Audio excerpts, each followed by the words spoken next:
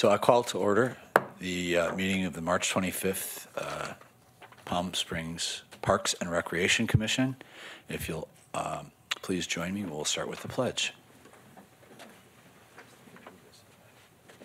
I pledge allegiance to the flag of the United States of America and to the republic for which it stands, one nation, under God, indivisible, with liberty and justice for all.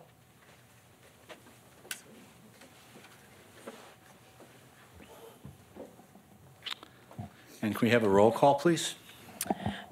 Chair Young. Present. Commissioner Armstrong is excused.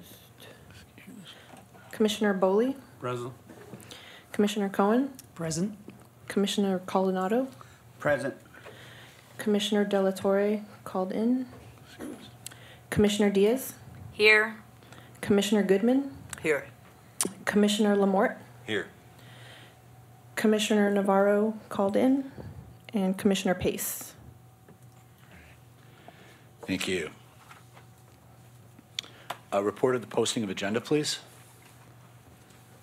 It was posted Wednesday at 5:00 p.m. Great, thank you very much. The minutes, has everybody had a chance to look at last month's minutes? And are there any additions, corrections, and/or changes? Yes, Commissioner Goodman. Just a typo I picked up when that was the Clinton Foundation. That was just misspelled. And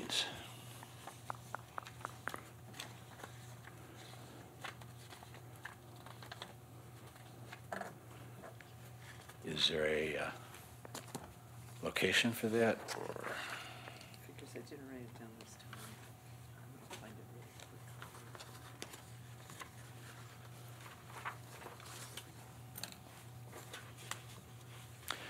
Let's just take it and we can find it afterwards, but it will be approved with notation. Here it is. Yeah, there we go. Page 6, second to last paragraph. Great.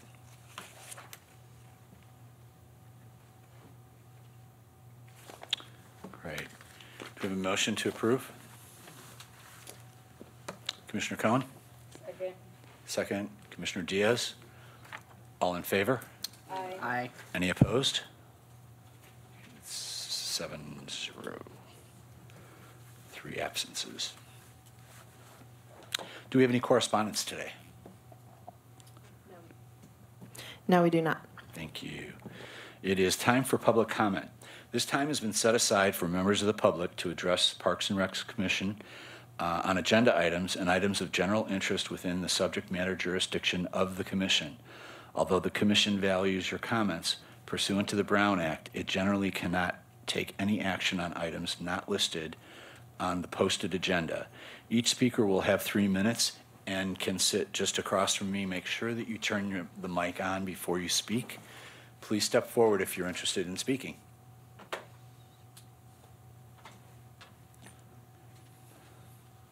you guys. Hi, Mike. How's it going, Les? Good, Should good. I give these out to you guys, or? You absolutely can. And you actually just pass them. We'll pass them around so you can.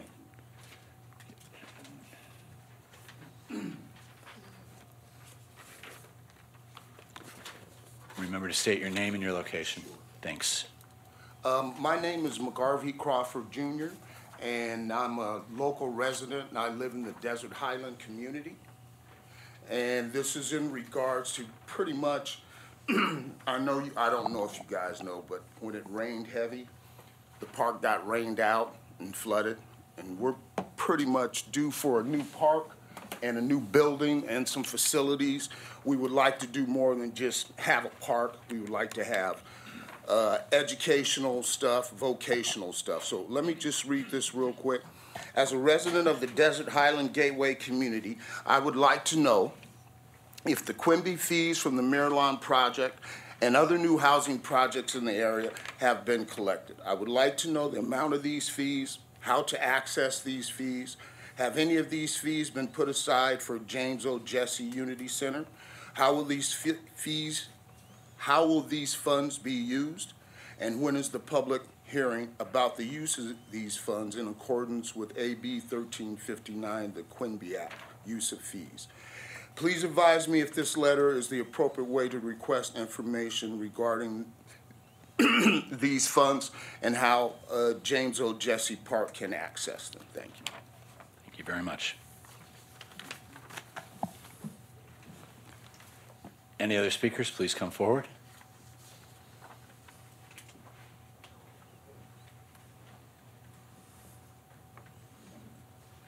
Hi, Michelle Johnson, Palm Springs. I'd like to know why the lights in DeMuth Park are on all the time. My husband's come back from LA at 3 o'clock in the morning. They've still been on. The lights are on when it's raining, when nobody's there. Last couple weeks, I've seen them on in the middle of the daytime in some of the fields. I mean, I don't know if they've been on 24 hours or just during the day too, but I mean, it's ridiculous. And the tennis courts, they're on till 1 or 2 o'clock in the morning and no one's there. Every court I've ever played, it has this little thing called a timer that you turn on when you want to use the lights instead of running them all the time. And this is just one park in the city. How much energy are we wasting doing all this all the time? Oh, and also coming up Mesquite from El Cielo, can the lights be turned so they shine into the park and not into the neighborhood and not in your face as you're trying to drive up the street? The closest field to El Cielo just really shines straight down Mesquite, right in your face. And there's no cover or anything to block it. Thanks. Thank you very much.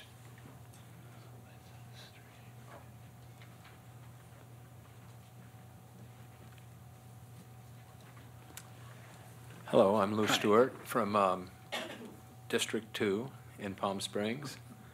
And I'm just following up on my friend Matt Crawford's comments. I understand that you probably have limited authority in establishing a new park, but I think at some point maybe we'll come back to you and ask you for a resolution supporting the establishment of a new park.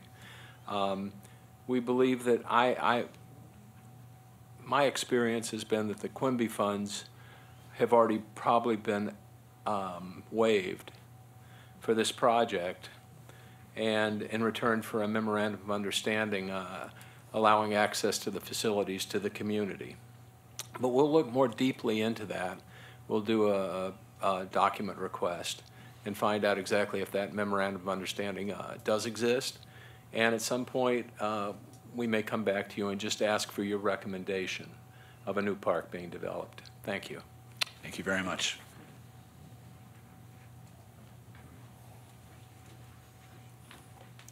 Hi, I'm Tate Varela, Vista Las Palmas, and I'd just like to speak regarding the swim center proposed scheduling changes.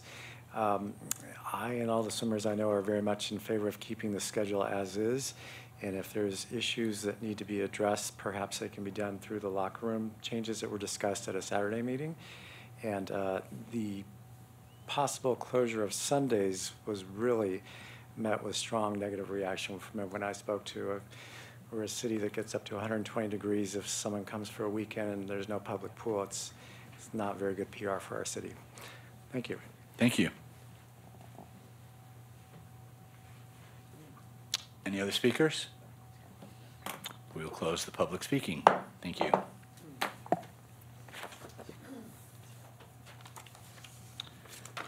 Do we have anything from Dr. Reddy or Marcus for city manager comments? Or do you have anything? I did speak to Marcus about getting an update on the new park that's being built in the downtown area. At this point, the plans are in the final plan check, and they expect to be bringing forward the approval to go out to bid in April.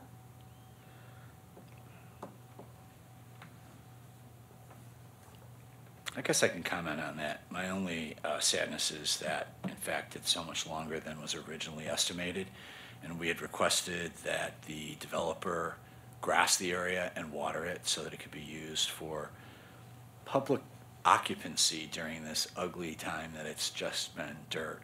And we were assured by the subcommittee that it was going to be a much shorter time before breaking ground.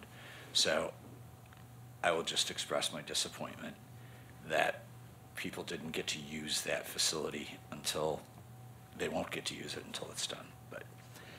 And only able to comment on that because it is a city manager's comment. Any other comments or concerns? Okay, thank you very much. We do want to move forward through. We've got several items on the discussion and action topics today. So being respectful of our time, I will try to move through them quickly and try to get us moved on the discussions. But let's do our full discussion. Let's not feel too pressured to move too quickly without getting things said. Discussion on the ad hoc committee's recommendation for Director Schaefer for the Demuth Dog Park. For some reason, I thought Director Schaefer was going to be here today for that. Maybe not. She might have gotten tied into something else. Well, we She's could been save at her jury time. duty. She's what? Okay. She's been at jury duty, Oh, so. Well, and we can save time because we'll ask that this be moved to next month since we don't have an update. next month. How's that? Thank you. So we're starting on the agenda for next month already, Janet. Thank you. Great. Discussion on ad hoc subcommittee report, data on swim center reprogramming. Do you want to go ahead and start, or do we want the subcommittee? Great. Jody? we had, Mike, please. Yeah. So Commissioner Goodman and myself, as well as Cynthia was in the background and Les as well, but we had a committee meeting over at the Leisure Center, 7:45, 8 a.m. on Saturday to meet with the pool community. And we had someone, this gentleman here was there in attendance. We had several people, I don't know, what would you say, maybe 25? About 20 folks that came to speak about, and first of all, they were confused because the signs posted just say, hey, we're having this meeting, and they felt like it was kind of incognito as to, like we were doing something.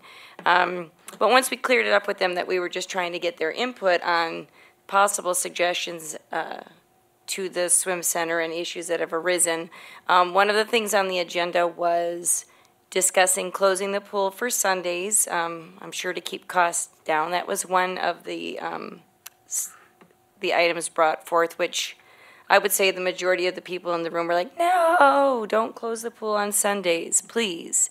We also had a discussion around separating swim hours.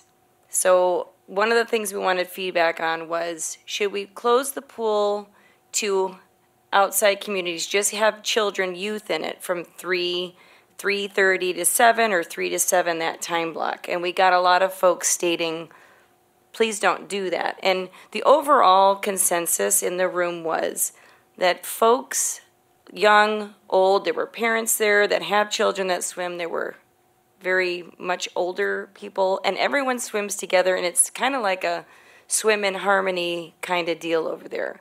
No one seemed to have an issue with different ages swimming in the pool. There are no issues there. There was a woman who spoke up because her daughter was in the shower in the women's restroom, and there was a male who identifies as female in the shower showering, and that was one of the concerns brought. And so coming out of this, I think our direction and thought behind it is if we could solve or come up with some kind of solution for the restrooms and the showering facilities so that we can keep it more private so that issue isn't in everybody's face, and then we can continue to have the open swim hours for everybody when the pool is open. And also, there were some questions as to why the pool, or currently the pool will close from, say, 9 to 11 in the morning, and they were just wondering why that was. We had offered a suggestion or something that's been put out there, and Cynthia was just trying to get feedback as to what the public thinks about it, but opening an extra hour early in the morning and an extra hour at night, and most of them were like, well, what, we're going to come at 4 a.m. to swim? Like, that doesn't sound like a really good idea. So I'm going to let Commissioner Goodman continue, but I'm pretty sure that's what came out of it, and just that we wanted to bring that information to you folks. And it was great, I think, for Cynthia to feel out and hear what the community has to say going forward to City Council. Thanks. Thank you. So I would just echo what Commissioner Diaz said, and that was very accurate. Thank you. One of the things that I don't think, I don't know if we really were able to either take the time and go really deep into what would it be like if indeed there was adult swim, youth swim, and all swim, which is kind of a standard across the U.S. And I don't think Palm Springs is like traditional cities, but that is a traditional way for public pools to do business, is an all swim, a youth swim, adult swim. And so that seemed to actually be dominated by the discussion of the locker room and the showering and safety for everybody. And we spent most of our time really talking about the 20 individuals who were there representing the swim community, felt that it was very harmonious at the pool level, and maybe we could look to see what solutions we could come up with so that, and not just adults who identify either as gender neutral or, as a gender that they might not have been born into, but there'll be children also. We have a few kids who are identifying as the same way. So really, the work is to look at possible solutions around that. I do think that there's more opportunity to talk about, I personally think there's more opportunity to talk about programming hours, and as far as the signage, maybe having another discussion just around adult swim, youth swim, and all rec swim. To extract maybe more than 20 people, because it was said that if there were some very specific things in the displayed flyer, right, the communication, maybe even more people would come. There was a consensus, don't close on Sundays, don't change the hours on Sundays. There was also a feeling that midday swim for some of our community members isn't what their doctor would recommend due to health and having that heat and that sun, during prime, what we might call prime time. And so 3 to 6 or 7 was a time that's recommended to swim because the sun goes behind the mountain at that time. And so it's a little safer from the atmosphere. So I think there was a lot of stuff that came up. And what dominated the conversation was the locker room conversation. So I actually don't know if Cynthia, you got all the information that you might have needed, for a direction. But I do, so I would maybe put back out that I thought it was successful. I was very pleased that we did have people attend. It was recommended that maybe a sign be more thorough next time so we can get more people there. And maybe after this experience, a second discussion would be helpful. And maybe not. I mean, the city's going to do what the city wants to do to some degree. And I don't know really how much influence, our direction would actually have. Well, I feel strongly that the process that we went through was very good, because I remember in the past when we closed a site for 2 days and announced it, and then the commission was told about it. And I interceded and got the reversal within 24 hours, but it took over a month to get it staffed appropriately, because our staff changes are not at the whim of the director. They're at the direction of I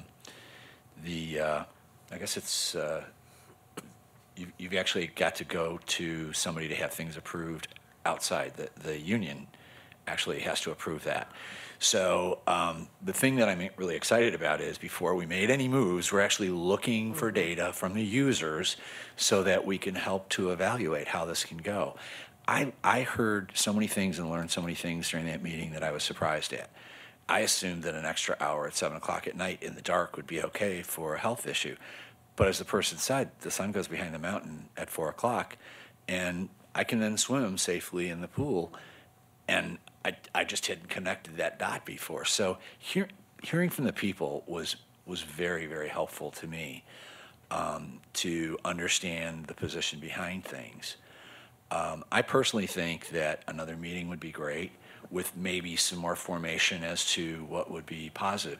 One of the things that we had talked about ahead of time was the Sunday question was merely a fact of how do we address costs. And my thought is if we have a lot of overtime, then we look at increasing staff, but doing it with straight-time people, if at all. And I know that you're transferring jobs where people are doing multiple things, but there's a specialty in the pools. You've got to be cleared, so we understand that.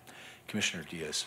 I just wanted to say there was a lot of positive comments regarding the pool and the pool staff and the safety and the, just the wonderful facility, and they were very appreciative of all of that, as well as one comment, and I think we need to look into that. It was they requested that we speak to the 4 or 5 folks that are working that pool all the time, also to get their feedback, the lifeguards and attendants in the office or whatever. So we need to remember to do that as well. Cynthia, any comments or? I really enjoyed the process. I think it was great to have, unfortunately, we weren't able to advertise it at the level that we wanted to. We didn't have use of the pavilion to really, host 100+ people. So a second meeting would definitely be welcomed so that we can discuss the programming of adults, kids, and then open rec. I think that would generate a healthy conversation. As far as the staff communicating with issues or concerns, they do into the office. They're obviously not going to communicate concerns to the public. They're there to provide great customer service and not to worry the public. And so issues have been brought into the office about certain topics. We are currently in the process of securing data from the year so that we can look at what's happening Monday through Sunday and just the review of numbers. One of the things that didn't necessarily come up in the review was the fact that you've already done a lot of construction work within the shower areas and in the restrooms as well. I'm not quite sure about the restroom piece, but could you talk to that? So we had some maintenance done in the shower areas where partitioners were put into both the men's and women's locker room to increase the privacy aspect while people are showering. So we have, I think it's 4 showers in each restroom, and they got curtains. The rods are up. We actually did put an additional curtain for privacy in the men's locker room because we unfortunately don't have specific access, so sometimes we'll have to have a person come in through the office to get into the male restroom, and so that we put up a partition there to just continue to increase privacy there for now until we can really address the issue.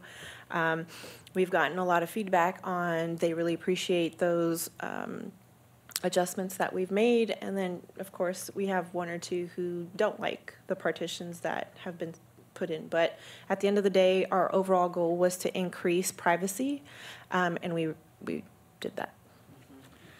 And I did want to state that we talked about privacy and protection for all individuals. This was not just for one age segment or another. It is privacy and protection for all because there's an equal amount of concern for a transgender person having to use a broad open facility where they're not necessarily comfortable. We also did, I want to mention, ask Alexis Ortega, who represented the center, to speak on behalf of many of the things that she's done to work with the LGBTQ community to make sure that everybody is treated fairly and successfully. So this was very well presented by the commission and by the subcommittee. It was done with the deepest amount of respect and the ability to listen, and I think everybody felt comfortable to speak. The one thing I was approached about afterwards was the meeting room that we were in, which is I call it the yoga facility dance room. Somebody said, wasted space, let's divide it in half and put locker room changing facilities here, and then they can have access directly out to the pool. And it's just a recommendation that came in. Everybody looks at every amount of space. It's hard to believe how much all of our space is used and in fact overused. But, you know, I think anything that we can do to seriously look, and I think that's what Commissioner Goodman was saying, at the changing facilities and the restroom facilities to strengthen them as much. It seemed to me like the entire community was fine in the pool. So it might change the flavor of what we need to do, but anything that the commission can do to help you get to the position that you need to be and the community needs to be, we're there for that. So at this point, I don't think we need to make any recommendations, but if it is appropriate to look at another meeting, maybe a larger meeting noticed a week or two in advance, and choosing a date where the pavilion is available, I would ask that we stick to the subcommittee, and if anybody else is going to be in attendance, if you can just let us know, because we need to make sure that we don't have to notice the meeting which would be required by the Brown Act if more than 5 commissioners attended. So, any questions or other concerns or issues? Great, thank you very much. Unfortunately, Commissioner Armstrong is not here, and he did have some significant comments on Desert X. So if it's okay, we're going to move that to next month as well. And the next one, discussion on pickleball court updates. Cynthia? Okay, so the day has come. I have a date for the resurfacing and the restriping over at Demuth. It will be scheduled for March 28th. I am working with the Parks Maintenance team on putting up some temporary fencing the day before so that 6 of the pickleball courts can still be used while construction is happening. We do have a scheduled tournament that weekend that is open to the public, so they'll be using the 6 courts. And they are expected to complete the work in a 2-week span. So that's where we're at with that. So first I would like to thank you and thank Marcus, because when the dates were first delivered, I asked if we could go back and rethink and rediscuss, because it's been so long since we asked people not to play pickleball at Ruth Hardy Park, and you generously went back and worked with Marcus, and this moved forward a month. And I really, really appreciate that. I don't know that the pickleball community all realizes it yet, but that was a big win. Commissioner Cohen. Yeah, first, thank you very much. It's really helpful to have the update, and I know you probably pulled out lots of stops to move it up from April 22nd to March 28th, so thank you for that. Also, thank you for putting up a sign at the Demuth courts. What it did was it just helped everybody feel comfortable that something was going and moving on. I think now by putting up a new sign that says, good news, right, good news, it's not April 22nd, it's on March 28th, is going to be exceeding people's expectations now. So I think that would be a really great thing if we can do that. And would it be possible to put a little bit of detail, and actually it's a question I have for you, can you talk about the scope of what they're going to be doing? Because you say it's surfacing and striping, but one of the courts actually needs to have the nets removed and new nets put on and things like that. Right. So please forgive me. I don't know how the courts are numbered, and I'm working on getting signs made so that I can learn them as I move in my career here. But the tennis court that is more towards the community center will be converted into 4 pickleball courts. So they'll have that one net removed. It'll be redone to the 4 pickleball courts, and then they'll have their tennis nets as they need to be. And then the tennis court closest to the street on the side of where the animal shelter is, that one will get resurfaced and restriped to just be a tennis court. Will there be any work done on the existing pickleball courts? Not yet, but we will be working on trying to get them resurfaced. Just a suggestion, at least one or maybe more of the courts, the nets are actually falling apart and people are duct taping them. So I ordered brand new nets Okay. Once the resurfacing is all done, then you'll see all the brand new nets come. Fantastic. And then people also were asking questions because they've been talking about putting up windscreens and other things. We're working on Kenny was out there last week. He was taking all the measurements so that we can get prices on the windscreen. We did talk about, I guess certain patrons have asked if we can put windscreen on the side of the fencing by the bleachers, but since it's a viewing area, it kind of defeats the purpose. We will, however, order the windscreen to have just in case. Well, it should still be around. This is very interesting because the windscreening on the front, so the Mesquite side of the street, Yes. there were windscreens which were requested specifically by pickleball players to be removed so that there would be full view from the front.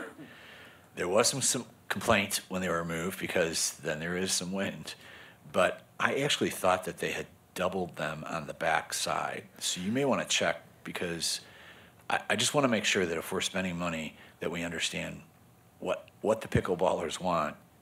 And He did take measurements for the entire fencing area, and we'll just have to have conversation with the pickleball community on whether they want that front fencing with the windscreen put up or not. okay. Or maybe we just do portions of it and portions not so that games can be viewed.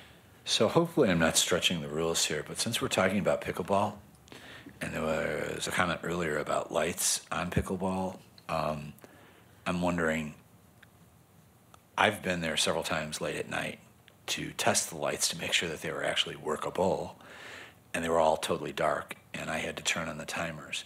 Is there another way for the public to turn on the lights other than the timers? That I'm not sure, and I would have to ask the parks maintenance team. But in regards to just the lighting issues general in that area, they have been testing the ball field lights, and that's why they've been on either for a long period of time during the day. We've had issues with the programming of the lights, and that's why they may be on late at night. It's been a really difficult situation trying to get this light issue taken care of, but we feel like we're getting closer to solving that problem so that our baseball, softball community can have that out of the way so they can focus on their games and tournaments. I was not aware that the pickleball court lighting was an issue. Nobody has ever called the office to say anything, but I will work with parks maintenance to see what is happening there so that we can get that under control too. Well, just so you know, as far as I'm concerned, and I am not a pickleball player nor a tennis player, I have gone out at 9 o'clock at night to test the lights, and I will tell you, you'd have to be an eagle to play pickleball or tennis on that court with the lighting. It is so dimly lit, and you lose so much light it bleeds out because it doesn't seem down focused very well. So my hope is that something out of either our Measure J opportunity would actually look at Ruth Hardy Park and Demuth to try to get something more current. Because the other thing is, I know at Demuth it's a 10-minute time to get the lights fully on. It's sort of gas lit, and it really, and I think there are people that literally run by and push the button and go away, because I've seen the lights coming on as I'm a block away at Ruth Hardy Park to walk the dogs in the evening, and the lights are on, nobody's around, and it's, but it does gradually light, and I think the newer lights would cost a lot less to operate because they'd be hopefully LED based. Right. And somehow if we could get some motion detection, because if there's not people out there playing, turn them off. Yeah, I was gonna say, is there not, at my house I have timers on stuff, they'll go on and then they'll go off unless I do something. So I don't know that we would want, well, I'm just speaking as a person that would be living in that community. I wouldn't want it where people can just go turn it on and off from the post, but you could speak to that. And then the other thing that she also brought up, the gal who was speaking, was that the lights are pointing to the street. She's saying they're on the street. So I'd hold off on that, and I'll tell you why. That's Okay. a separate issue. That's not the pickleball, and we can't talk about it because Oh, the I'm other sorry. ones are not. So I'm talking Yeah. about the lights on the pickleball courts. Okay. So anyway, I'm just wondering, of course, it seems to me simple that you would program it when the hours of the park are open and then have them shut off and be done, but, Well, actually, what happens is they don't go on unless you approach and you you touch Right. the timer, and the timer should give you, I think it's 30 or 45 minutes of play, or maybe an hour. The issue is, though, like I went to test them, so I had to bring them all on, and they had to be on for an hour, even though I was merely testing to make sure I could report to Stacy and Cynthia that the lights were working. But if there were a way that you could actually turn them off, We need to be Or- able to get them, motion sensed, that would help. So, some thoughts, Yeah, I just had, Commissioner Cohen. in the same vein of talking about the pickleball courts, I don't expect you'll have this information now, but maybe you could talk to us about it at a future meeting. Could you give us an update on the water treatment plant that's there as well? Because that has been quite an issue for months in the past, and it is certainly better, my personal observation, than it has been in the past, but it still is not fixed.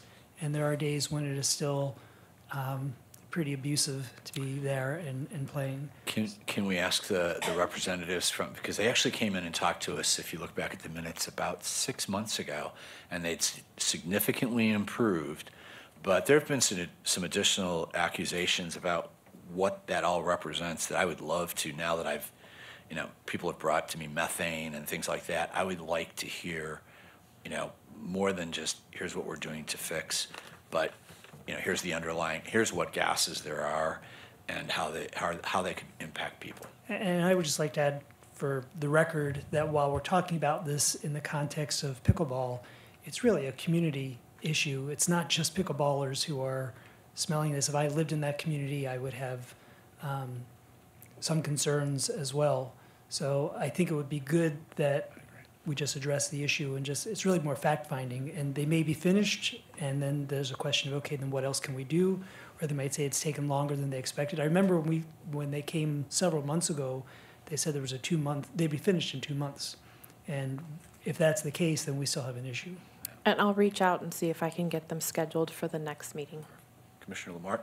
I do have some information on that. People had mentioned to me that when they went, it still was smelling. So I just wandered over there to take a tour of the place. And if you've never been there, it's pretty interesting. Everything is under cover. And they do have filters on that. But there's one part that, I forget his name, but the man that was here said, well, we don't have the money for one part. And that is when they're done with the biological process, there's stuff left over. I think it's just the bodies of the dead bacteria that do the work, and it's 95% water. And they hire someone to drive it away, and for some reason they bury it in Arizona. And what he told me, it's too expensive. So what they do is there's an empty field where they put the sludge out in the open with no cover on it, and it sits there until it dries, and then somebody comes in with a backhoe and carts it away. Unfortunately, he said, after it dries, it gets kind of a cake on the top of it, and the smell is not there. But every time the backhoe goes in, they disturb it, and the smell comes back up. And so I asked him, well, you told us that in 2 months, you were going to clean out all the old system, and we would have no odor whatsoever.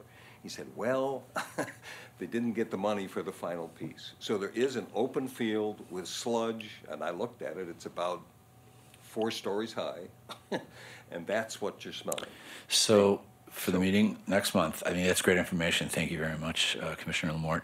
Can we also get Marcus? Because I'd like to understand if this is a city-based issue or if they're delivering services to the city and the city can bring some pressure to it, or if the city needs to bring the pocketbook. But we have people in the parks and we have people in the neighborhoods. And I mean, those parks are filled with not just pickleball players. There's also soccer forever and softball. So we need to take the next step. So thank you very much. And I would just like to say, I've actually gone and spoken to, there's a coach who comes there to play tennis with kids from the schools in the evenings mostly. There's a group that, I've mentioned this before, comes and sets up their own volleyball net on the tennis courts and plays. There are other people and these are all neighborhood people, and they're coming. And so it's not just a bunch of pickleball people who are being saying there's a problem. If I was in the neighborhood, I would like my neighborhood to actually feel a little cleaner and better. And then Les, just for clarity, what, you want Marcus here to come and discuss? Well, if there's this element that's left, that there's a lack of money and therefore they're not addressing it, I don't know if that's a city-based issue or if they're delivering a service to the city and we can put more pressure on it to be fixed. But I'm thinking Marcus is probably the touch point for that, and and let him know it's not about pressure. It's really just about making sure that we have the right people here, and if it's not him, he can certainly get it to the right people. Okay. But I'd really like to see this thing solved for everybody in that area. Just to bring it back to the good news, thank you very much for moving this forward. I feel like it's such a win that it deserves your taking a bow.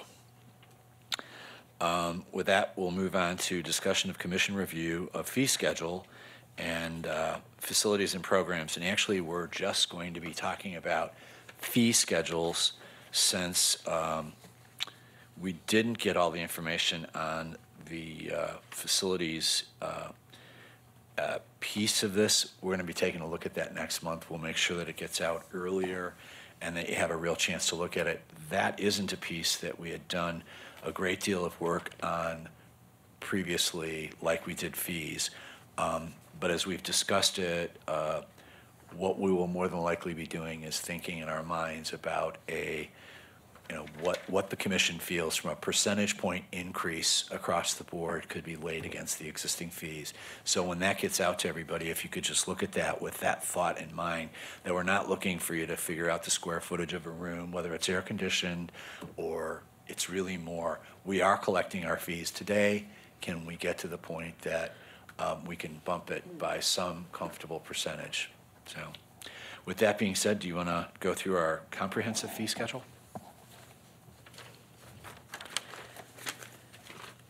Or at least reference to it. I know everybody's had a chance to take a look at it for a couple days.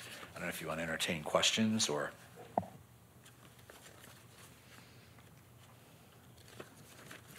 So going back, I know there was a lot of history that happened with putting this together between the commission and the subcommittee that council had put together.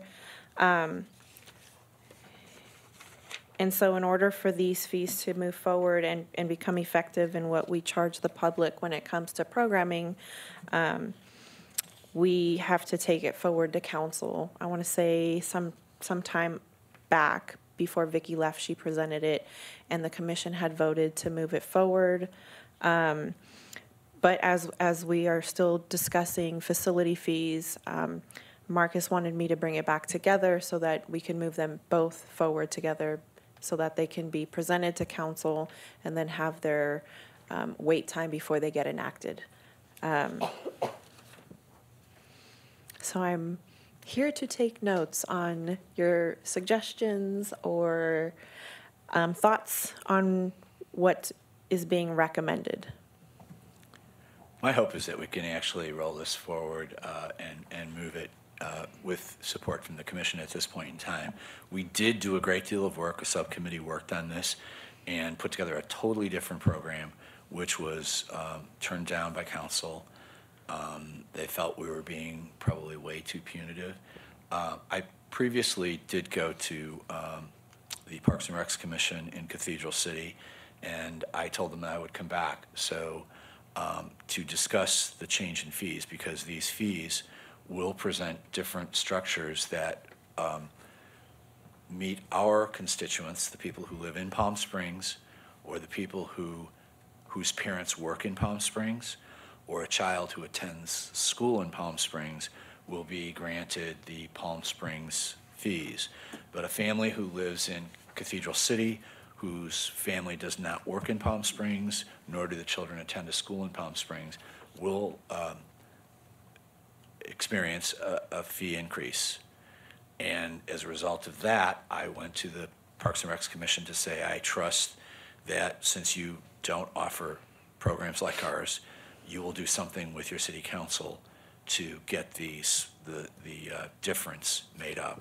I will do the same thing with Desert Hot Springs, now that we actually have numbers that we can lay in front of them that will show what the percentage of increase is.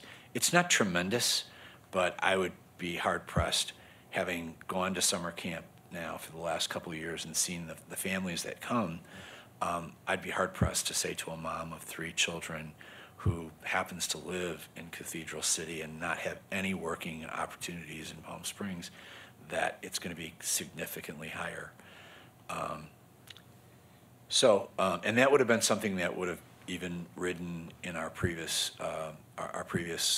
submission of fees. So that is not impacted here. The council had always requested that we are giving not discounted fees, but fees that are reasonable to our constituents, and that people who are visiting from elsewhere are paying a different rate. Any questions about that, or any questions or concerns about the fees in front of you? If not, go ahead. Commissioner Goodman? I'm just curious, and I didn't read all the fine print. Are these suggested fees or these are actuals? These are the suggested fees. These would be the change fees from what they're Okay. paying today. Thank you. I got a question. Commissioner Caldenato? If, okay, for example, if somebody wants to rent the fields at Demuth Park, and on here it says that the lights are $31 per hour. Let's say the lights don't work. What happens then? Well, I would hope that we could provide some great customer service and say we will waive that because it's not working, but that's something that I need to go back and get clarity and direction from the city manager, because I am not allowed to waive fees or whatnot, but I'm pretty sure with the issue that we've been having, it wouldn't be an issue. Well, in fact, wouldn't the event cancel because it's dark, and so they wouldn't be charged for fees, lights, or anything? I think they would demand What's been back. going on is some of the lights are coming on, but not all of them. And the guys want to play so bad, so we still do it, but It's not safe. it's definitely not safe. So, because the guys are asking me, and I'm going to say, hey, look, the route, we've missed a lot of games. Some of it's not because the lights went out. It's because the rains, the fields got so wet, and then that kind of carried on to some electrical issues. So we get that, But I And know we're it's been trying to brought up. find a quick solution with either trying to rent some light towers so that you guys can continue to play. It's just a matter of getting staff out there to set them up and then to pull them back in at the end of the night. And as you guys all know, we have that 410 union issue, so that also plays a part into it. What happens at Victoria Park? Because I've seen lights rolled out there, and it looks kind of like They probably bring their own lights. because it looks like they actually stay there for a few days. At one point, they were having the SoCal Coyotes were practicing there. That was their practice field. They've now moved out to Xavier or somewhere out there. But they would bring in those huge lights Lights. for their practices, and some of the soccer groups also will bring. I don't know personally if they're bringing their lights, but yeah, they have to come from somewhere, and I don't think it's the city that's putting them out No, there. and I just wonder also, is there a way that those they can be sort of temporary permanent in that they're, secured so that And I somebody's think the not issue gonna- right now is figuring out how to secure them so they're not either vandalized driven or away stolen. by somebody. Yeah. Yeah. Any other questions? Commissioner Goodman? So, two things. One, the front cover says fiscal year 18-19 and effective July 2nd, 2018. So I just wasn't really sure what I was looking at. So Yeah. if that could just get updated. Well, this was how it was originally drafted. I'm not in the position to be able to make these changes. They came from a different department. Obviously, as we finalize them, all of that information will be updated because they can't go into effect July 2nd until it's been Passed. passed and had public discussion and all of that good stuff that needs to happen. But these numbers are suggested increases. Ye- New numbers. That's what I was confused about. Was I looking at increases? Or Yes was- and no. So you're looking at either the resident fees either staying the same or decreasing, but you're definitely looking at the non-resident fee significantly Okay, so increasing. this is a proposal, Yes. but we can't change the cover page. Okay, not a problem. I understand. Sorry, Let me just Church. ask a clarifying question. This is just around camp, because I've been out talking to some neighborhood groups about sponsoring our kids for camp, and the price is confusing to me. So when I look at, and this is on page 4, is that correct? Look, 45. On page 45, it has camp, and then it has 3 asterisks next to it, which says $5 discount if paid by Thursday the prior week. And then I'm just going to jump down to summer camp, where it has 2 asterisks again, has some asterisks, and it says, looks like sliding scale, 84 to 129, and a $25 discount if paid by Thursday the week prior, and 15 if paid by Friday the week prior. But a discount for what? Like, it didn't add up, so I wasn't sure like what the price was and where that discount was. So if it's 84 as a base, do they get 25 off the 84? And the reason I'm asking is people ask me, because it's not clear. So I just needed some clarity. Hold on, Janet's giving me information to answer because I wasn't here during all of that. Right. Okay, so it would be $25. Okay, so the 84 would be for the campers that come to program from 9 a.m. to 3 p.m. We do also offer camp where they can start at 7:30 and they would participate in what's called eye-opener classes, and we would either send them to tennis classes, pickleball classes, swim classes, skate park classes. And so at that point, the fee for that would be a little bit higher because the drop-in would be before 9 a.m. And then we also offer the extended after camp hours where they can be kept there until 6 p.m. So that's why you're finding the sliding scale between 84 and the 100, and I'm not sure exactly where we're looking at. But if they do register the Thursday before, they will get that $25 discount off of whatever they are going to register for. Got it, great. And Great, 15 if Cynthia and Friday. Janet, thank you very much, I appreciate it. I'm totally clear now. So you would be looking at, if you're getting sponsorships, it would be at the lesser rate because they'd be paying the whole thing up front no matter when you assigned it to a student. So they could get a lot more out of sponsoring than the $129. That's really great. It is great, especially when you have multiple kids in one family. It's really a savings. Yep. And so, Any other questions? I'd like to entertain a motion.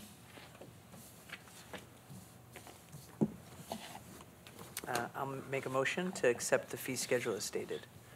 And a second? Commissioner Diaz, Commissioner Goodman. All in favor? Aye. Any opposed? I oppose. You opposed? Okay. So that would be 6-1.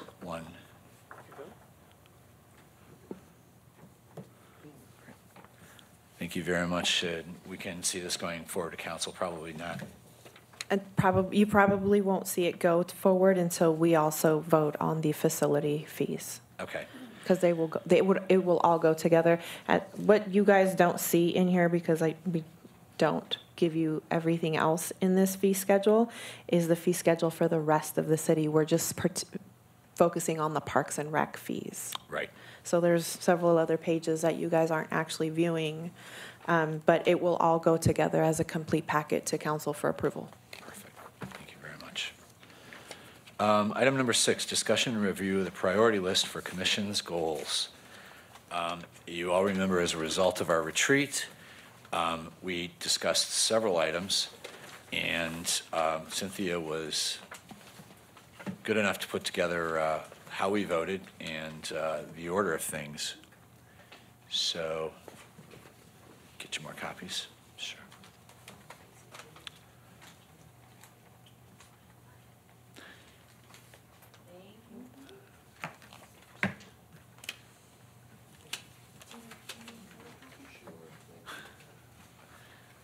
And Alan, you've got a copy too already? Perfect. Cynthia, do you want to walk us through it? Sure. Okay, so we spent a lovely Saturday together, and one of the things that the commission focused on was trying to figure out what was important in regards to goals and objectives and how we were going to get there. And so as you're looking at our lovely bar chart, the commission felt that their number one goal was to complete projects that are already in the pipeline, like pickleball at Demuth, pickleball at Sunrise Park, the bathrooms, the lighting, windshade benches, adding sand or DG to the large dog park. That was the one you guys felt most important. And then your next goal or objective was to maintain the parks or keep them, improve their current conditions. And obviously the bar graph is not in that order. That's why I typed them out over here. This is just how they came out in on the survey. Following maintaining the parks, you guys ranked planning and building pickleball facilities similar to St. George as your third goal or objective. And then, there was a tie between the pickleball facility and also completing the bathroom project that you guys have been.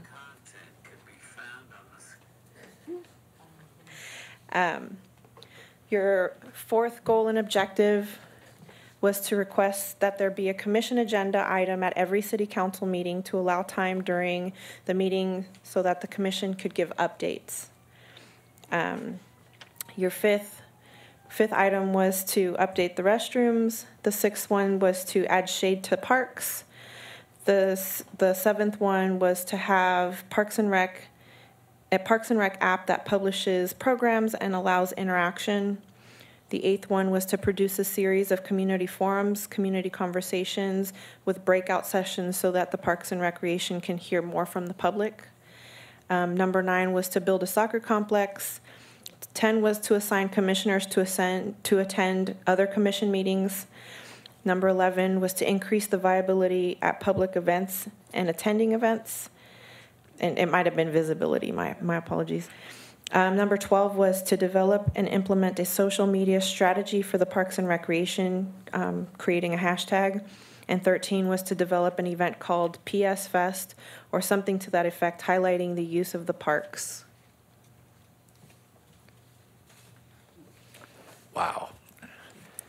Well, I always look to simplify things pretty quickly, and it seems to me like some of the things are things that we've worked on and already pushed forward.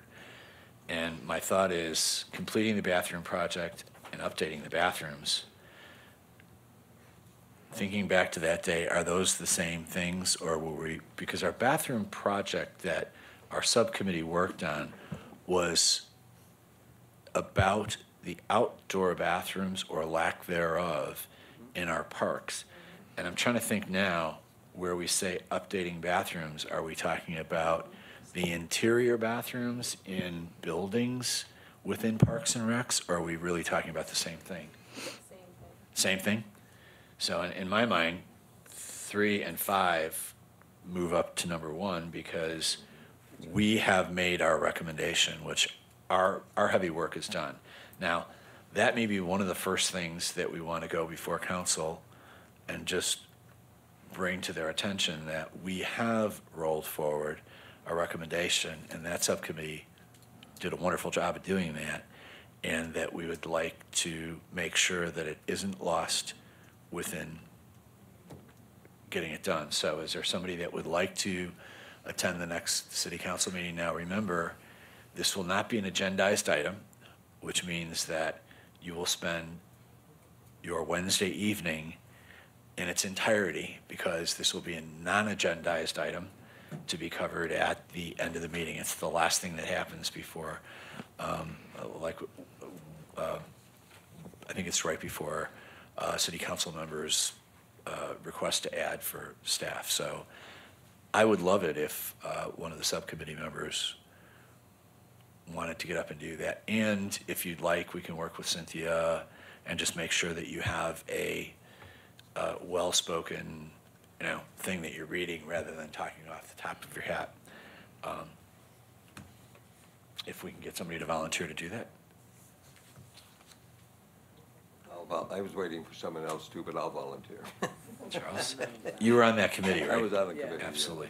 So, but what I would like to make sure that we do is that we're presenting just nicely that we have something that we've put together, and it was a couple months ago, and I will tell you, it's one of the fastest things I've ever seen a subcommittee turn around on in my involvement. If you want it done nicely, Charlie should go, Okay. and not me.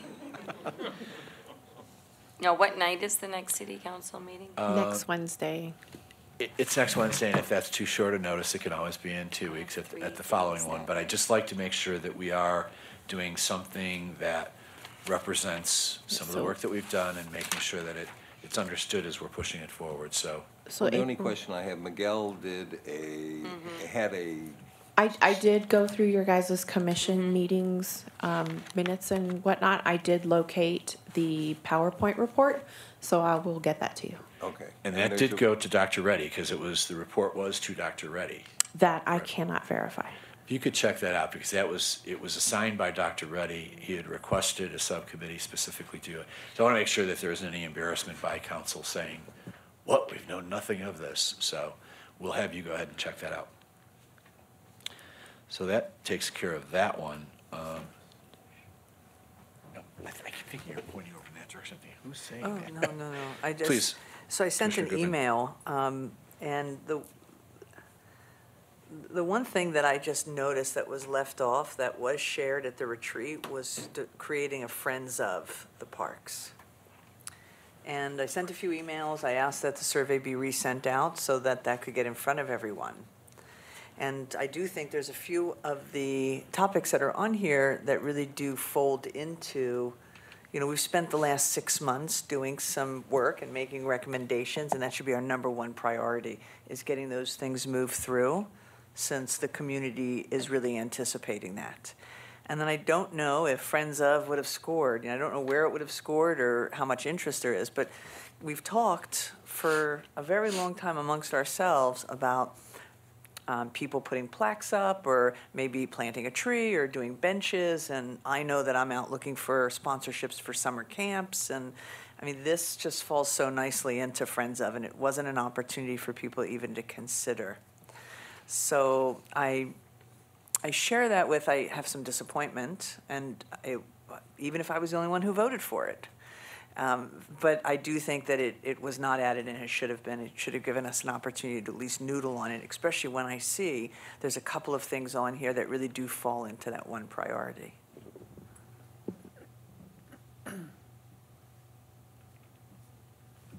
Les? I'm sorry, go ahead. Yeah, I was going to say, Commissioner I Vaughn. assumed, maybe not correctly, that idea was part of, behind some of these things. We talk about maintaining the parks, in parentheses, improve current conditions, or putting in benches and things like that. That was part of our discussions. So if that needs to be a separate line item, I don't see why we can't just add that in. That's what we're doing now. We're discussing what our priorities are. And I would agree with you wholeheartedly that that needs to be made a priority so that we have a funding mechanism for the people who are willing to do these things that can get some of these things accomplished. I don't understand the net need to send the survey out again just to add that. Why can't we just agree among ourselves that it's something that we add? Well, I think it's one of 13. And so it really would have been number 14, which would have quietly given everyone an opportunity to vote on where they believe that wasn't the priority. I was never under, personally, the assumption that this funding would be coming from a 501c3, like a Friends of. I was under the assumption the city would pay for all of this. And so I would personally need a separate discussion or a separate line item to say, do we as a city incorporate a 501c3 the same way they did with the animal shelter? I think it's a big enough topic that I would request that maybe we put it on next month's agenda as a discussion item with a recommendation that if that's something we think is appropriate, we then make a recommendation to council to allow this to be a conduit. Well, and I don't know that we can get it on next month's agenda. I agree it should be on an agenda. It may be something that we want to look at. Now, we've had a person within the city who was working specifically on fundraising for the city, and that person moved on to something else outside of. Right, but it sounds like what you guys want to try to establish is Parks and Recreation nonprofit, which is a completely different beast.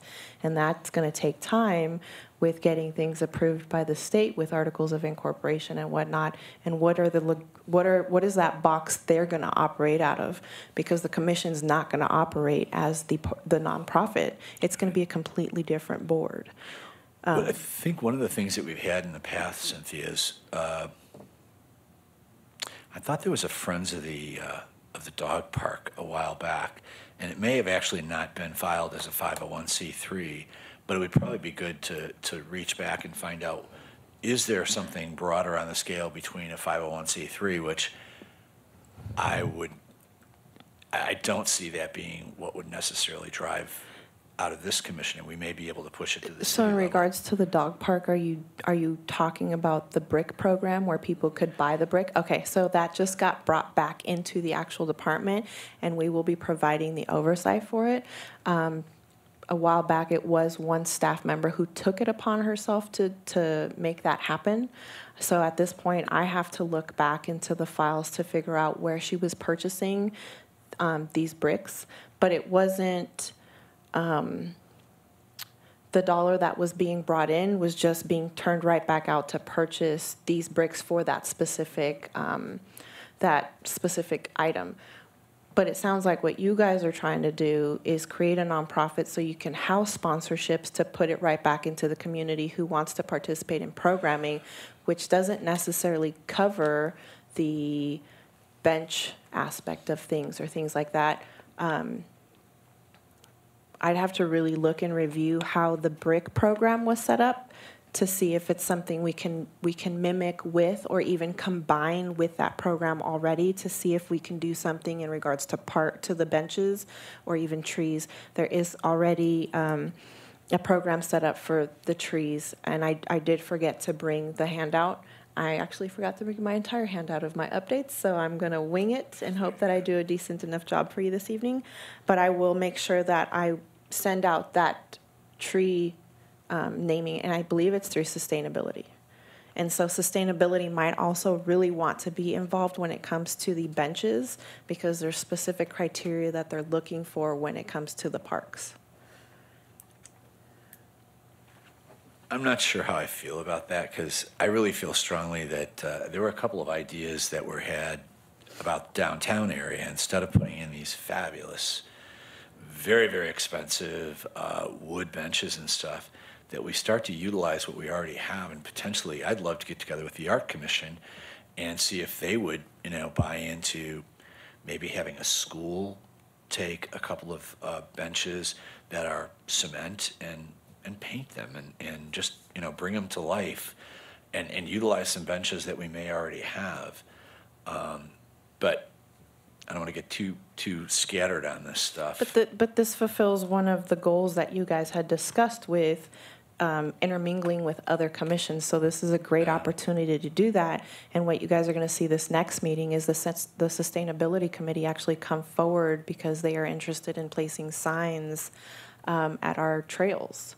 And so they're going to be bringing a recommendation from the sustainability to you guys to discuss so that we can decide on what we're going to do. So you're starting to see a lot of that, you're going to start seeing a lot of that commissions working together to accomplish things. As long as we make sure we understand city trails and what the city trails are, because there's still, in my mind, a lot of confusion over what are trails that are county-related and what trails are tribal and which are really, truly city. And my understanding, and I have very little knowledge of this, but it is very small increments of trails that belong to the city. So we want to make sure that they're rightly focused. What I'd like to do with these is eliminating 3, the second 3, because I just noticed there were 2 3s, and 5. Are there others that fall into number 1? So I would like to just clarify number 3. So in number 1, there's a proposal at City Council to put pickleball facilities at Sunrise. And they're pretty keen on it. They like the solution that we provided.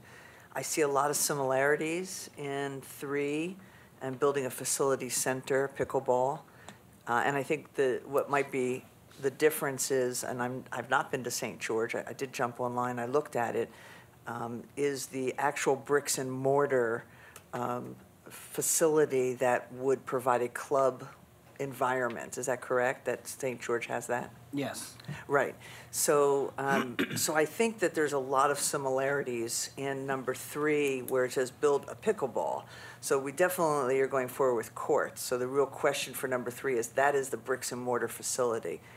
And for me, what comes up is if pickleball has a bricks and mortar facility, tennis is deserving of a bricks and mortar facility, especially with the loss of the Baristo Tennis Club property, which provided that and was an affordable solution for tennis players. So, and then I look at number 4, which looks like it's running a closely behind those dual number 3s.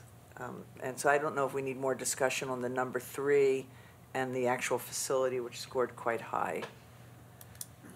I will say just publicly for the record, I did not vote, which I don't think my one little vote might have changed things, but because establishing a Friends of Parks and Recs was not on here, which would have been in my top 4, and so I just chose not to vote. Yeah, as I look at the list, when I think about the pickleball facility on Sunrise, I don't envision a brick and mortar facility. And since I've lived in Palm Springs, one of the things I had a hard time understanding is why we didn't have indoor tennis and why we didn't have indoor handball and things like that. And the response was, it's because it's beautiful here. And it is beautiful here. There are just not times that you play sports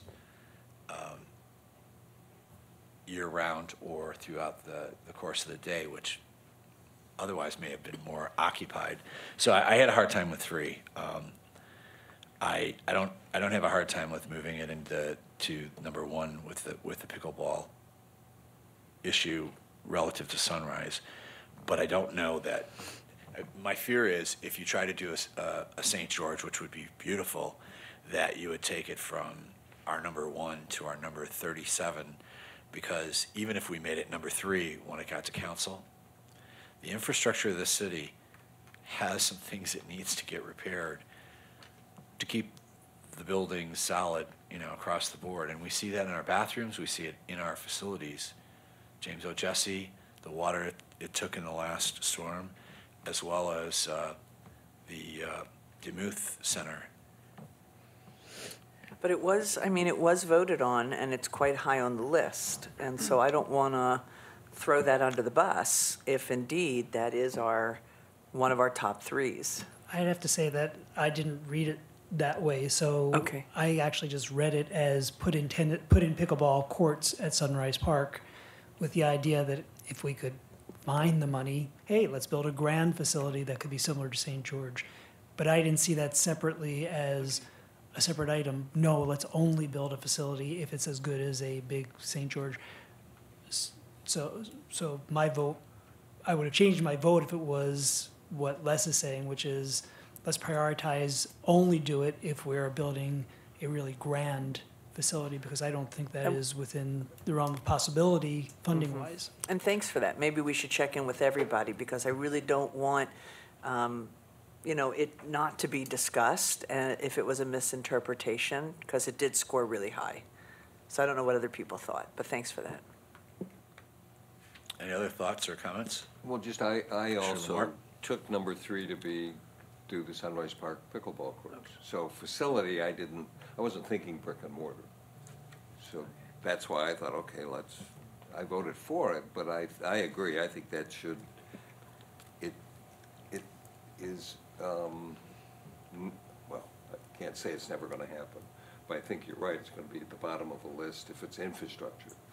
I jokingly, I know the library commission is talking about what are they gonna do with the library, so I jokingly said, well, if they're gonna give the library facility when the school starts, the university opens, we can make that the pickleball clubhouse. But that was a joke. I got yelled at for saying it. Really? Because they're gonna look for use for that building. I was gonna say that we have discussed putting in a facility in Sunrise Park for pickleballers to play on, not some kind of big fancy shindig, just some courts. That's what I assumed that meant as well, because that was the discussion that we've had. So I'm with these guys. That's Yeah. where I was Commissioner Bully. also. Okay. I felt it was just put in courts, not a brick and mortar facility. Okay. That's a good understanding. So as we go forward, one of the things I'm thinking is we could talk about this for the next 3 hours, but I think what I'd like to have us do is, sorry, but go back and vote again. Let's move the things that are kind of already on the recommendation table into one, and then let's look at what our really remaining items are. And if I can ask you to vote again and include the Friends of the Park, understanding that that means, from our perspective, just recommending that the city go into a 501c3 and, dig out the board to create that and determine if it's something that the council is willing to do. But if we don't get, if we are going to start to engage private funding, that's the way to do it. That's how you have somebody who's educated in working with it and bringing the funds together. As you see, the animal shelter is thriving because they have the right element of people working on it. It's probably no different than we experience with education and things like that. So is everybody in agreement that we could go back and look to see what could move into one and then re-rank, including creating the Friends of the Park? And the thing that we have to remember is on some of these things, some of these will be a full build out of a subcommittee. Some of them will merely be recommendations and finding other places to do things. I mean, adding the shade to the parks, I feel strongly is part of the Measure J piece. We've always talked about safety. Safety is sun, avoidance, and how we keep people alive, with skin cancer issues. So some of these things can be pulled in. I mean, the soccer complex, that's been on the table for, I want to say 10 or 15 years, and it's just never gotten, the energy. But that doesn't mean that it can't be on our list, and that doesn't mean that we can't review these 4 times a year to see how we can move them into play. So, all right, well, is everybody good with that? Could I just ask? Sure. What are you now suggesting about the number 3 that we still have on the list of plan and build a pickleball facility center similar to St. George? I assume we need to change the wording of that to make it so that everybody understands what we're talking about? No, I think what Les was saying is there are duplicates, and it was, and I feel badly, Johnny, because I know exactly what you were talking about, so I knew this, but it just sounds like the majority really thought that it was a pickleball court and develop pickleball play at Sunrise, and so in that it would get moved in. But I think, Johnny, you're very clear that that was a bricks and mortar facility. Well, yeah, I mean, because Yeah. you always got to shoot high. So I was thinking, with something like that, we would just totally put Palm Springs on the map, and Right. it would be totally amazing. So I don't think it gets folded into number 1. I actually think it's a very different issue. Great. Thank you for And the it belongs on the clarification. list because we talked about it at the retreat, but it might not score as high with everybody's So I understanding. thought we just went around the room and everybody but Johnny said, it is in number 1. It is just getting Sunrise Park on its feet. Yes.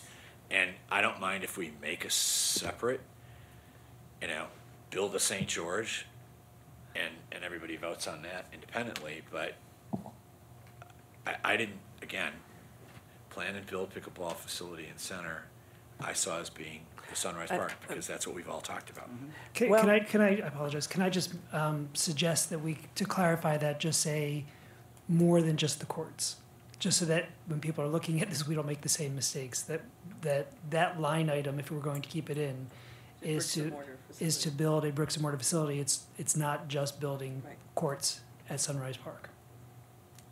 And that's fine, but we are saying separate we're doing Sunrise Park. Yes. And this becomes build a bricks and mortar facility, period. For pickleball.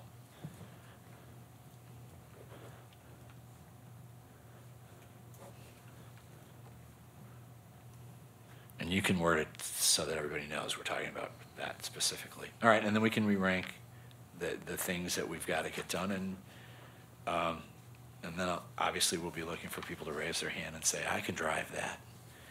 And let's be realistic, if there are 13 or 14 things, we're not going to push 13 or 14 things. We're going to choose 2 or 3 things that we can formulate and push forward and try to do what we can do. Is everybody good with that? Good. It was a good exercise. Yeah. Can we, so is there anything else that is going to be combined or deleted, just so that I'm clear, since I will be creating this survey again? So the 2 bathroom projects I got pop that. into the top. Am I deleting build the soccer complex? Am I keeping that on? What No, are we doing? You're keeping, what you're going to describe it though is build a pickleball facility and then. No, number soccer? 9. Yeah, leave it in there. Okay, so I'm basically just combining 3, 3, and 5 into number 1. And 11 will become visibility. And then instead add Friends of viability. Parks. And we'll add creating Friends of the Park. And then I'm not quite sure I remember develop an event called PS Fest or something to the effect highlighting the use of the parks. Was that like a weekly, a monthly, an annual thing? Wasn't it? It was an Like an idea of an annual- annual event Annual that we event. could, Maybe we could put that in too, because, and then everybody will vote, including me. I promise. All right. Thank you. Moving on to item number 6. Oh, no, actually, that was 6 we just did. It is moving on to 7, discussion and review Measure J funding request, recommendation. Alan, was that your item that you brought forward, or? We need to come up with, I spoke with Measure J, they want us to be there for their May meeting. Do you have the date, time of their meeting for the commission? But we kind of need to come up with what we want to present to them that we're interested in. They're looking to slot the money for 2021. They don't want to give us, a little bit here, a little bit here. They want to just give us a big chunk, whether it be $1.5 million, $2 million, like they did for the hot spots this year, and we go with it. But we need to come up with what we want to present to them and what subject or what item is hot for us to get them excited. And also to keep in mind that when they present it, it's got to get council excited too, so that we don't work and spin our wheels.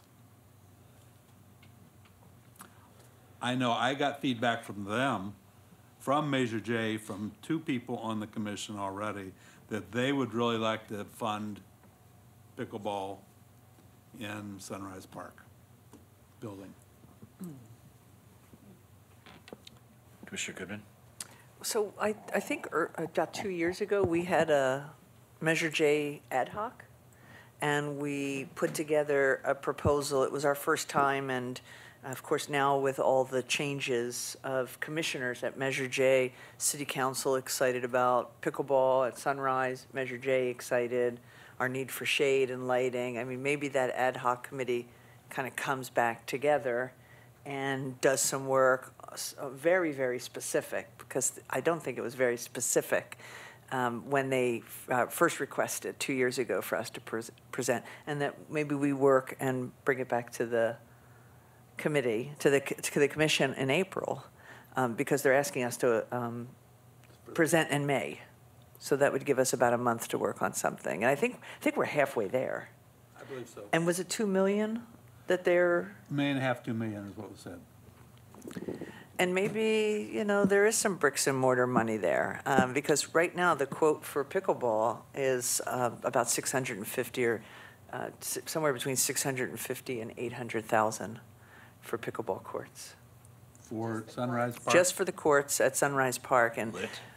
that's a great question. I don't know if it's lit. That I sounds- also will say around the pickleball courts and with like Measure J, I've had conversations with the Arts Commission about creating, and not with sustainability, but with the Palm Springs horticulture, about creating an area, like a walking path area that is a blend of art, literature, and desertscape, so that there's activities on the outside of the courts for families and for kids and for the senior center and the proposed library if it ends up staying in its current place. So I could see a wellness park design. Right. That's what That is very much like that on the exterior circle of it. I think that'd be great. One of the things I'd like to ask the subcommittee to look at, though, is pickleball courts at Sunrise Park, in addition to lighting in all 3 pickleball and tennis areas, and appropriate shading, because I think that was one of the things with safety that was really, really well received with the prior Measure J. Now, I don't know how many of those commissioners are left behind, but I know that we have a friend of the Parks and Recs on that commission, because Sid Craig is a member, and he will very much respect things that bring safety to people. So if I could ask you to try to incorporate, if you're thinking, maybe $1 million for lights and courts at Sunrise Park, and we're getting $1.5 million or $2 million that we're vying for, I'd really like to look at the lighting of the other tennis and pickleball areas for, and maybe it's not very, maybe it's 200,000 or 300,000, but I'd like to come back and look at that, because I think it'll also long-term run less expensive for us not to be using gas lighting and going to LED and better control of lighting. Commissioner Cohen. Yeah, and I don't want to balloon this into any, sorry to pile on, but in the sense of building a proper, even just courts and not a St. George facility, we talk about lighting and things. One of the things I think you really just need to have at all these for safety is water. Oh, absolutely. And yes. There's not a water fountain to be had that works in a number of these places, or that you don't have to walk quite far away to get some. So the only reason I mentioned that is if you're talking about things like electrical, plumbing would be something else that you need enough Yep. money to run a water Absolutely. line. And if we're talking about Measure J and the scope of that, again, I'm not looking to balloon it, but I don't think we're being egregious by saying it would be proper to have water at these facilities. Safety. To me, that goes back to safety, and I think that would be great. Commissioner Broley. It's my understanding Marcus already had a proposal put together on these courts. So the bid was awarded to a company, and they are in the process of designing what the courts will look like at Sunrise Park. Once that proposal has been finalized, and I'm sure we'll bring it forward for presentation and discussion. Good. Do we know what's included in that bid? Was it So electric? they did start, they are going to do a couple of different proposals. They will have the Cadillac proposal, which will include all of these things that you guys are talking about. And then it'll have the lesser model, because depending on what that cost is going to be, city council needs to be able to say, okay, well, if we only have this amount of dollars, what are we actually going to get for it? But in the meeting with the contractor, we did discuss having water fountains and chillers to make sure that the water was cool. I just don't know what all of that is going to cost quite yet. Any idea how long it'll take to get a proposal? So we have a couple design options now that we're reviewing before we really say which one we would like to, or which ones we would like to move forward and have discussion on. So that, I don't have a solid answer for you yet, and I don't want to commit to a date and not have it be real. Commissioner Goodman? One of the things the city did with the commission for Dog Park was a commissioner was at those meetings so that the commission was represented, and it went on for a number of months.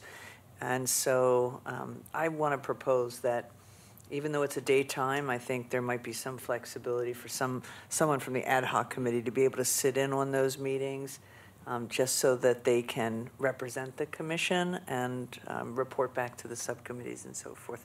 So it's just, you're not doing all the heavy lifting. So can you get back to us and let us know if that would be acceptable? Because I think that's a great idea to make sure that we're in on the ground level, because having been introduced to the downtown park when it was pretty much decided, was kind of like getting invited to the prom at the after party. Commissioner Boley? Not to put you on the spot, but has the money been appropriated for the downtown park? Or is the possibility come up that the council will want to take our funds from Measure J and redirect them again? I can't answer that question. I haven't been here long enough for that, but I can definitely ask. From what I read online prior to being here, it sounded like everything was already allocated for that particular project, and it's going to start breaking ground. Was it this year or next year? 2 months ago. So I believe all of that funding should already be secured. I think they've increased some things that may cause some problems, but what I would say is we cannot wait and assume that we're not going to get the money. I think we have to go forward and talk positively and excitedly about the fact that we're here to get your money and do things that are wonderful for all citizens in Palm Springs. Well, I also think at the city council meeting when we presented the idea of pickleball courts at Sunrise Park, there were pockets of money in the city that they thought could be applied if you were at that meeting. Some of the savings with the buzz and some other things. I think the city would like Measure J to step forward and make that recommendation, but it didn't seem like it was dependent on that they were moving forward, and maybe it's blended and shared. So I don't want to assume that Measure J is going to have a ceiling, or like turn around and offer those funds somewhere else. It sounds like this is a new round, supported by the city council. I would agree. Do we need to have you reappoint the subcommittee as it stood before, which was Commissioner Goodman, Commissioner Armstrong, Commissioner Navarro, and myself that did that, or how do you want to handle that for moving forward? Based on Commissioner Navarro's other work right now, I don't want to speak on his behalf. So, who are the commissioners? Commissioner Armstrong, Goodman, Navarro, and myself. I think I would like to just move direction. I know Commissioner Armstrong is pretty busy with a lot of his workload too, and he's got a couple of subcommittees that he's on. And I'm wondering, I know you are busy, but are you available, or Commissioner Cohen? Just volunteering, Commissioner Cohen, and one more. Wait, is that a not? Yeah, Commissioner. So that's three. So Goodman, Boley, and Cohen. I see one more putting his hand up. Maybe we should ask Travis. Well, Travis was on previously, but as he's not available today, and I know he's having some aggressive work. Commissioner Caldonado, was it? I'll raise my hand. Great, thank you. So if I can ask you to lead that, Commissioner Boley, since you're also interfacing. I second that. People on Measure J. I think if you could pull everybody together and take a look, I think you guys will do a wonderful job, and I really appreciate stepping forward. So thank you. All right, Commissioner comments and reports. Jody, anything you want to update or change or? I said I feel like we've already commented and reported quite a bit. This is the opportunity I for you to would make like any additions to agendas and stuff. Get the date for the next Measure J meeting in May. I'd love to have that if you can at least put it in the minutes if you find it, or send it out. Okay, so a real quick lesson on how things are done around here. If we can get it to you, we will. We will get it to you. But anytime you want to know the date of a meeting, if you go to the city's website, and you, at the very top, there's a little thin line that's got a few words in it. Calendar is one of the words. And if you pop that up, you'll see this month's calendar, and you will see every meeting that the city's involved in, and a lot of meetings that I had no idea we did. But when you pull it up and you see it, if you happen to see that it's the second Tuesday of the month, and that date's already passed, then look at the next month and you'll see it there. So you actually almost, and a lot of times you have to look at the current month because it may not be scheduled too far out in advance because they can't do agendas and things based on the Brown Act. But that will help you if you ever think about, when does so-and-so meet? Look at the, even prior month's record, and it'll help you with that. So definitely. Anything else, Commissioner Diaz? Commissioner Cohen? The only other thing I wanted to mention, April 7th, I believe the tribe is having its rescheduled legacy hike. And since I needed to step off of the hiking subcommittee, it's not something that I appropriately can organize. And there were a few people who said they wanted to participate in that. So if there's somebody else who's organizing it now, that would be great. If not, I will hopefully see folks there and we can just participate as citizens and community members, and we just happen to be commissioners as well. But I will leave that to somebody else to have to organize at this point. Wear your shirts and your badges. I was going to say the same thing. April 7th, Legacy is on, and I'll organize it. I've got to call into them. I know they not only do they want hikers, but they were looking for volunteers also. Okay. So I'll get that list together. Great, and I just want to make sure that Cynthia's aware of it so that we can make sure that we get an understanding of people that are volunteering from commissions and that we get that shared with council so that they understand that as well. That'd be perfect. Thank you. Anything else, Commissioner Cohen? That's it. Thank you. Thank you. Commissioner Lamort?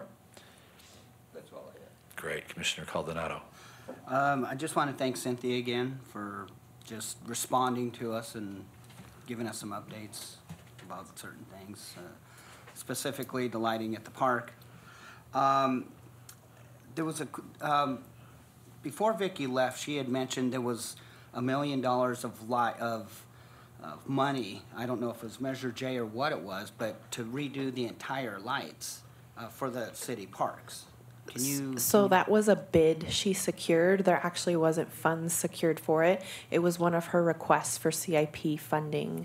Okay. I am working with Stacy in order to try to continue to move that forward. But as you know, Proposition 68 grant money will be available. I have a meeting tomorrow with the lady who is going to advise us while we do some of this grant proposal work.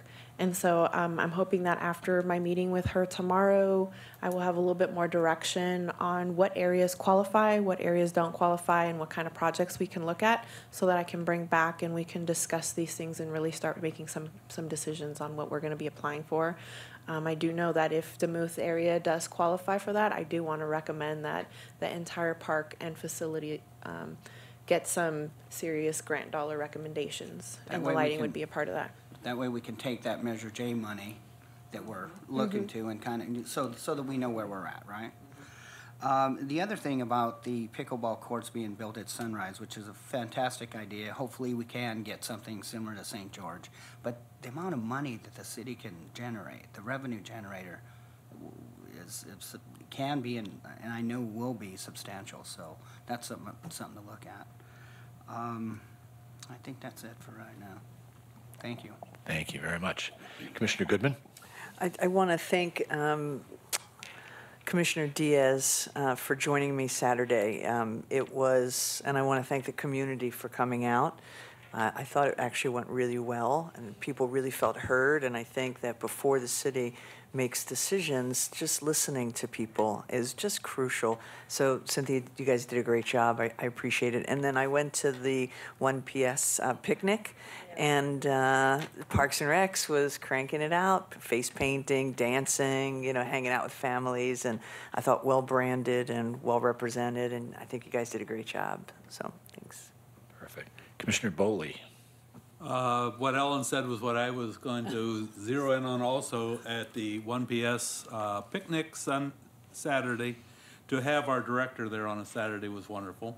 And to have Jasmine there and your whole crew, the kids were loving the face painting, and it was one of the highlights of the day, and I would just want to thank for making the Parks Department look so good. Absolutely. In fact, I would say your staff rocks. Commissioner Boley? And Measure J meets third Thursday at 4 o'clock. There we go. an answer. Take it off my list. Your staff rocks. Yes, they do. What they do for us at Village Fest, at Picnics Like 1PS, at National Night Out. I mean, they're the booth at National Night Out. We've got all this equipment out there with police and, horses, and the kids, they're lined up in front of Parks and Recs because they're either going to paint something or they're going to get their faces painted. So I will only ask people to remember to get first day of camp on your agenda so that you can come to kick it off. Do we have the date yet for first day? A summer camp or Summer. spring camp? Summer camp will start June 10th. June 10th. Yeah. If you can get Let some me time off verify that that morning. for you. we- It was we've in got my some time to beautiful clarify. sheets of updates that I left on my printer, but I will send you guys an email with The that last date. day of school is June 7th, so I'm pretty Yeah, sure it June is. 10th is your kickoff. I believe it goes Probably. June 10th through August 2nd. Yeah, and it's, I just go for opening day and then one more day during the season when we do the police event. But it's remarkable what goes on. So if you guys all get a chance, it's great to take a bow and say, to the kids, we're really glad we get to do this for you. So great. The last thing I was going to ask is lights on Demuth Park. Can we add that to the agenda for the next meeting so that we can have conversation about the baseball lights and the danger of going down the streets? And in fact, I will try to get something from the police department that talks to us about the view at night coming through and how impactful that is and dangerous as well. I'm not quite sure how we can fix that, say moving the fields around, but there may be a way that there can be lights that are shaded, sorry about that, shaded from the top, so that we're, and maybe pointing more down. I know eventually better lighting would do, cast down and broader down, but as I do drive around Demuth Park sometimes in the evening, you'll see those lights are visible for a very long period of time, and there are a lot of houses that have darked out the front of the houses so that they're not seeing it. So we'll talk about that then.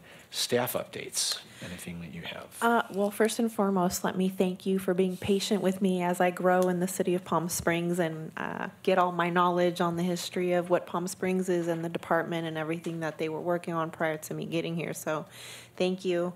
And so to give you some updates on what's going on and what we're working on, as I mentioned before, pickleball resurfacing and restriping will start March 8th. The pool project to replace the heater and the filtration system will start April 9th through the 25th.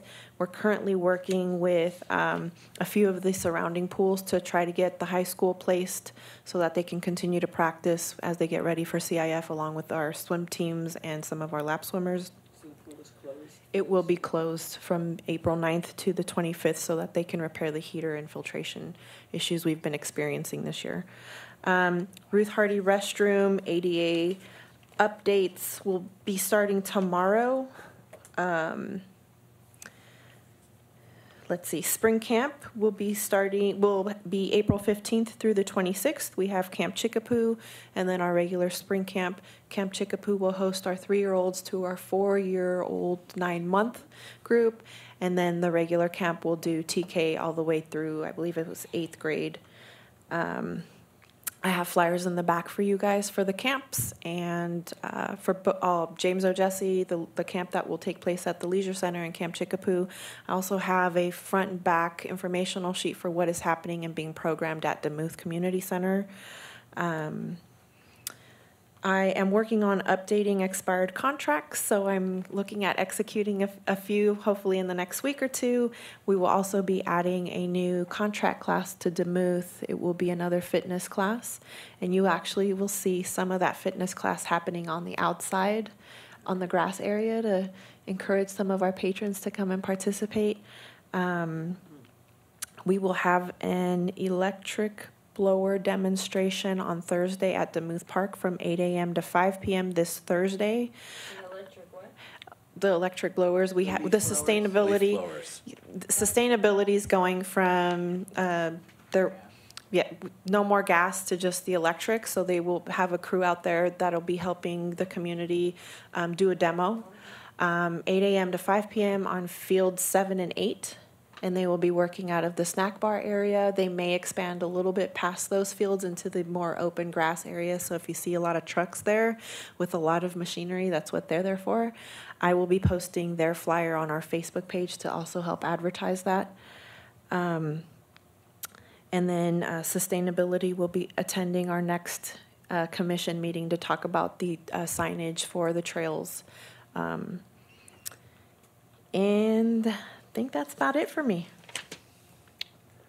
That's more than enough. Very good. Oh, we do have the 9th annual Run for Ike happening March 30th. Starts at 9 a.m. Anybody running? Or walking? Run for Ike. So everybody knows Ike was a police dog that was murdered or died in the line of duty. So, well, thank you very much. This was a great meeting. I appreciate all that you all bring to the table, and we will adjourn to our next meeting, which is Monday, April 22nd at 4:30 here in the large conference room. Thank you, and thank you all for coming.